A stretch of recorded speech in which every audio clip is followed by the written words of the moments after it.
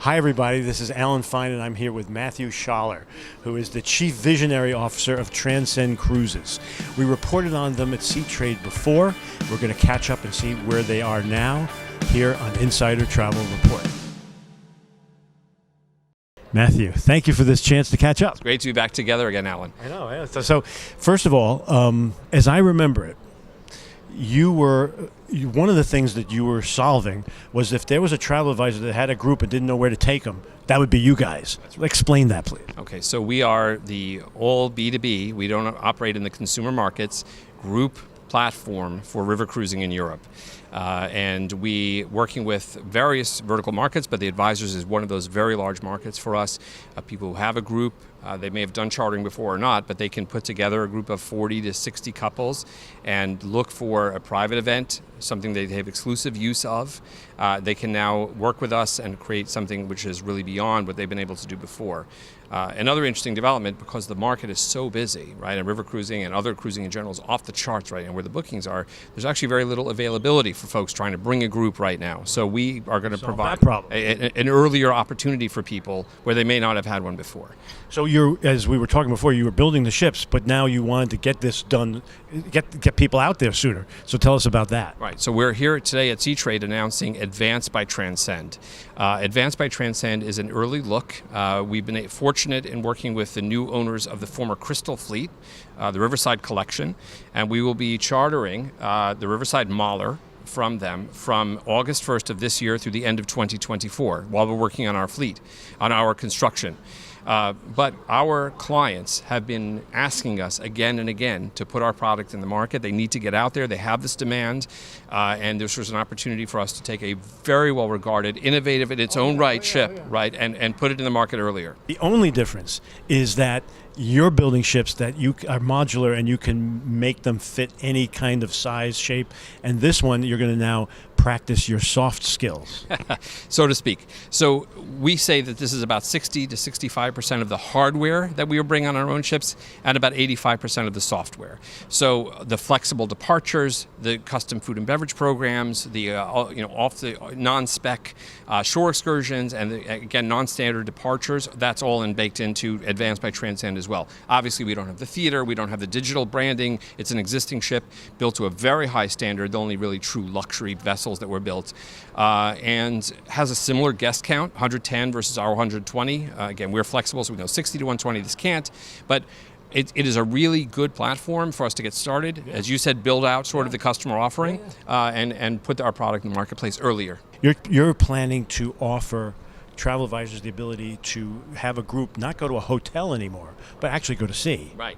To river. To river. Many of our clients are really transitioning out of land-based options, right? So resorts, hotels, group event centers. So certainly some of it is traditional river, some of it is coming from ocean, but largely we're growing the market and we're actually bringing people in. For example, one of the larger meeting planner companies is a client of ours, and they really have not had an option to work with existing vessels that are out there. So there are really a lot of opportunities, but again, focusing on the advisor community, there are hundreds of agencies, thousands of agents who have these groups. Maybe they have a corporate client that's moving into a leisure, they have a 60th birthday they want to host. Maybe it's the opposite side. Maybe it's somebody who's they're a leisure client, they went on safari last year, they're going to do something for their friends and family this year, but they're for the company. So, there are different ways to play it, but we really think that we're able to, working through us and working with us hand in glove, to create a custom product that grows the advisor's own business, and that's really what we do. Right. And back when we talked before, you were pre-sold. So these people are now getting to go on a ship. Exactly right. We're filling some of that heavy demand that we've had already, and we're also talking to a lot of new clients that are in the market as well at the same time. The F&B that you were planning to do on your ship, you'll be able to do now? So one of the notable features of the ex-Crystal fleet, and now that we're moving over to Riverside, is that these ships have much larger galleys, and they were doing a true a la carte dining experience. So we, having a custom, less of a catering menu, but more of a custom F&B flexible program with our clients, we're able to replicate that. In fact, the Crystal ships were sort of a reference point for us as we designed our galley space. So stepping into that, we're able to kind of, again, take our concept and move it onto these ships very smoothly. So travel advisors who want to learn more and get involved, where do they go? So they can start at our website, transcend.cruises/advance to learn about the new program. The new ship will be called Advance by Transcend or Transcend Advance. And we are going to be starting a series of webinars about this product and our future ships starting in May. And we will have those listed. And again, working through some of the larger networks and others to make those available to the agency community. Any promotions or incentives there?